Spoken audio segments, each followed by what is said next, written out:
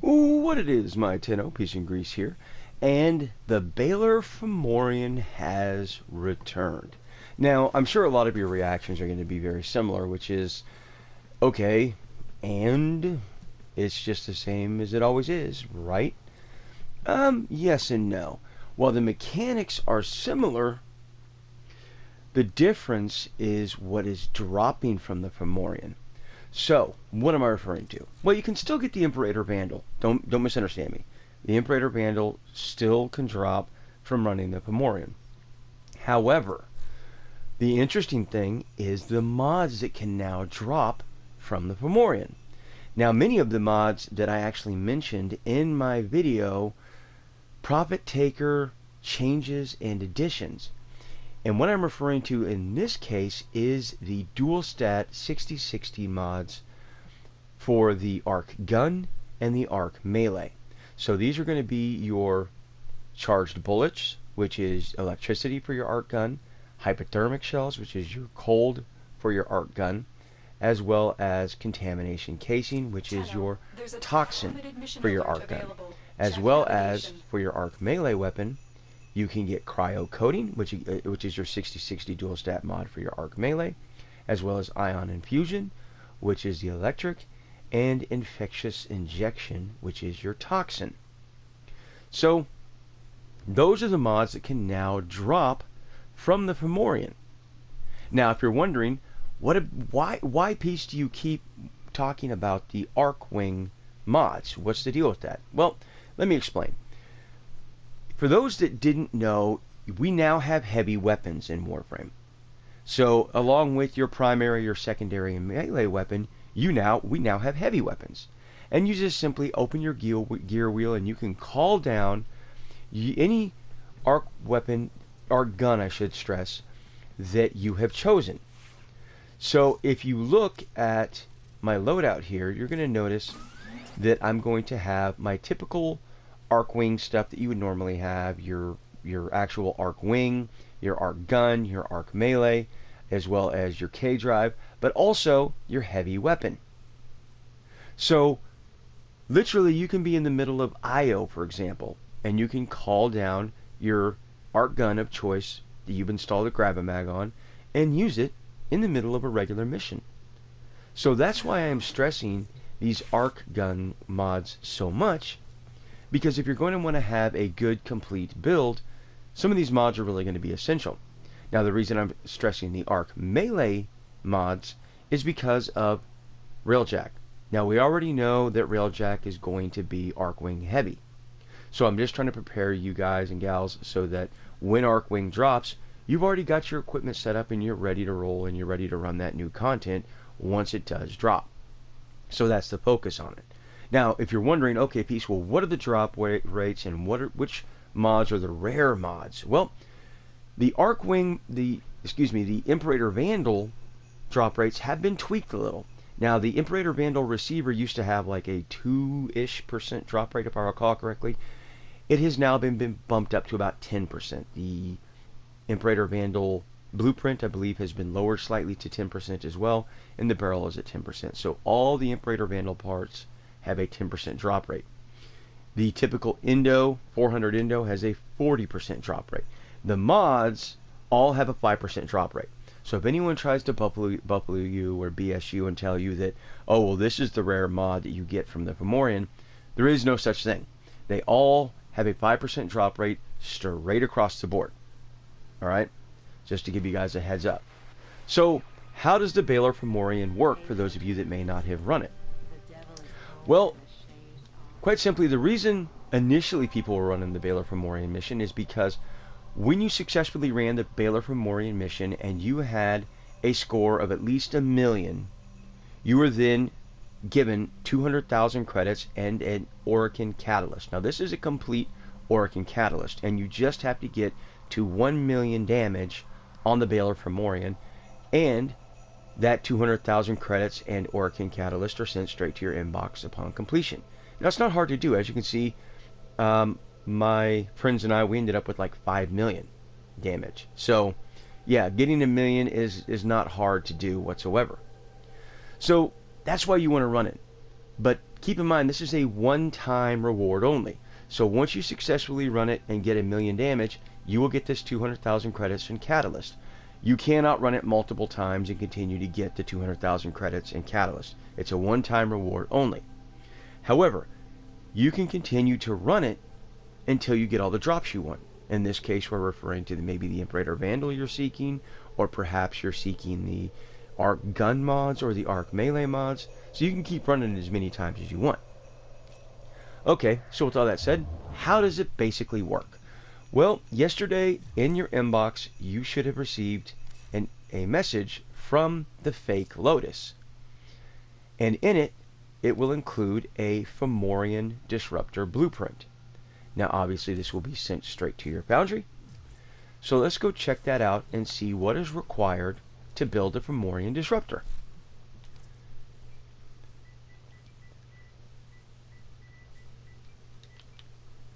So what you're going to need is you're going to need nanospores, which if you checked out my farm frame video, yeah, nanospores pretty easy to get. Unfortunately, the first place you can really actually specifically farm them is going to be Saturn. But then there's cryotic as well, which you guys should already know how to hit cryotic by just running excavation missions. But more importantly, what you should be paying attention to is this specific resource called Omega Isotopes. So how do you get Omega Isotopes? Okay, well, this is actually pretty straightforward. So when you're looking for Omega Isotopes, what you want to do is you want to find the location that the Balor Fomorian is located. So the Balor Fomorian this time is located right outside Eris, and it's headed to destroy the Cooper Relay. So what you want to do is you want to run missions on Eris. Now, side note, this is another reason why you should be clearing your star chart. But ACAD, a lot of people now are running ACAD, which is a dark sector mission, and it's a defense mission, and it works wonderfully to rack up a good amount of Omega Isotopes. Actually, my friends and I, we ended up running Zabala, which is a dark sector survival mission, and we actually just stayed for literally 30 minutes. My buddy ran a Despoiled Necros, I ran a Pilfering Swarm Hydroid, and we ended up leaving after about 30 minutes with over 100 Omega Isotopes. Alright, so it doesn't take long. You can rack up a good amount of Omega Isotopes in a very short period of time. So that's where you want to get them, and that's how you farm them. Again, you're going to want to have, I would recommend a resource booster. You're going to want to take a Necros. Again, I highly recommend a Pilfering Swarm Hydroid. They work wonderfully. They work off of one another very, very well. And so yeah, that's the setup we run whenever we want to farm something. So once you've got all that done, you just simply make your Fomorian Disruptors and you put them in your gear wheel like you would anything else.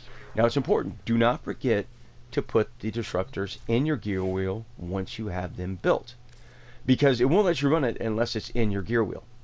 Now don't worry about the number. As you can see here, it says Fomorian Disruptor 1, but it's going to say 1 no matter what. Whether you have 100, whether you have 10, it always says 1. So don't worry about the number on it, because it's not accurate. It just literally says you have one in your system, your gear wheel until you use it, and then it's replaced by another 1, and so on and so forth. So once all that's done, you're ready to run the Fomorian. Okay, so what is the basic mechanic behind the Fomorian? Well, let's take you through it, and we'll show it to you. So I'm going to go ahead and walk you through this and show you what I personally do. But again, some of the best advice I can provide you is, number 1, ignore the enemies. Alright, any of the enemies that are flying around you, they really don't matter. You want to focus on the Fomorian. Alright, that's your main objective. Now you're going to notice most players are going to have this type of attitude. They're going to go straight in towards the Fomorian and ignore the enemies. The second tip is, don't just go drag race charging straight towards it. Alright, as obviously where the yellow icon is. You want to either go up and over, or you want to go down and under, and then towards the Fomorian. These Zeppelins actually are traps, and they will put up nets and trap you in it until you destroy them.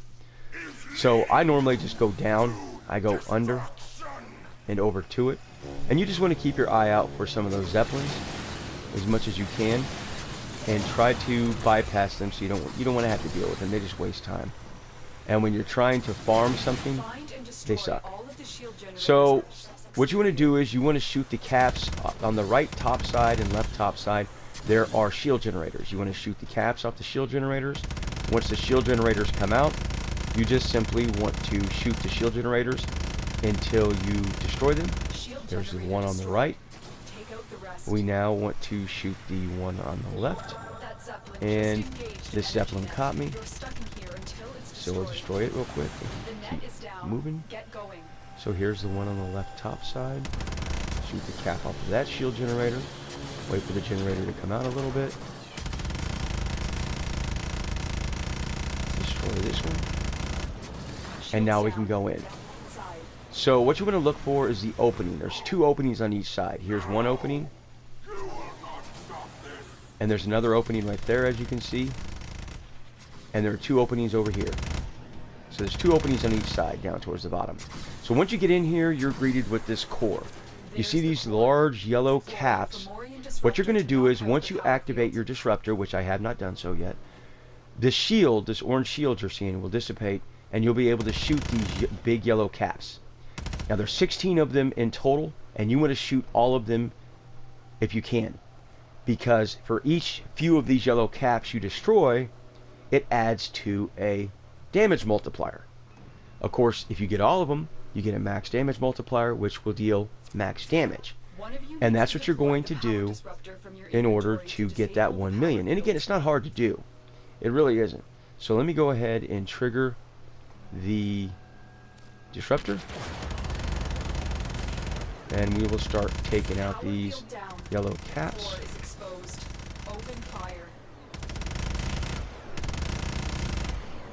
If you look at the upper left-hand corner of the screen, you're going to see a damage multiplier as I am destroying a few of these. You have 30 seconds to destroy as many of these as you possibly can. Again, you want to destroy all 16 if you can.